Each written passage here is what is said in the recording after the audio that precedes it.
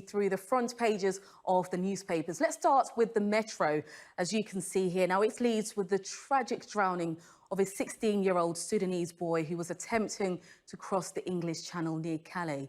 He was in a tiny dinghy and was using a shovel as an oar. And the headline there, as you can see, he didn't stand a chance. Now, on that same story, the Mail asks, now will we wake up to this tragedy?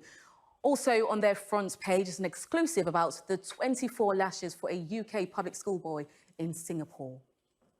Now, The Guardian understands that exams regulator Ofqual warned the government of flaws in the grading algorithm at least a month ago. Certainly contradicts that of what the Education Secretary, Gavin Williamson, has been saying. If you remember, he says he became aware of the problem over the weekend.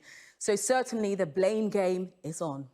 Now, the Mirror reports on the refusal by Manchester Arena bomber Hashim Abedi to appear in court to hear victim impact statements. It's cover victims' families' heartbreak as the killer refuses to face them.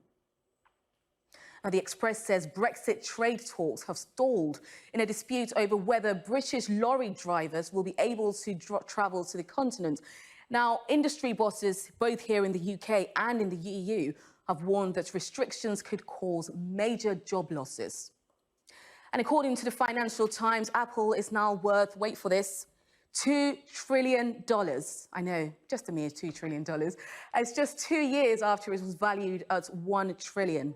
Also on the front page, consultancy firm McKinsey, who's also making a bit of money, it's received £560,000 for giving vision to the new public pandemic body.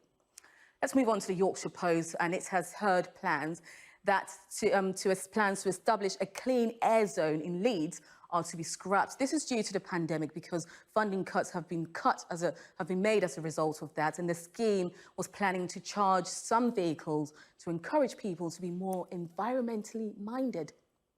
And the Star has word that extremely windy weather is on the way. 80 miles per hour storms are on the way as Storm Ellen, which has actually already hit Ireland, is expected to impact Scotland, Wales and England. And let's cross over now to the United States, where the New York Times calls Day 3 of the Democratic Convention a moment for Kamala Harris and a moment for history. Of course, she has formally accepted the nomination for Vice President. And that is your media wrap. Now, the time now is 6:45. You're watching the early rundown. Still to come,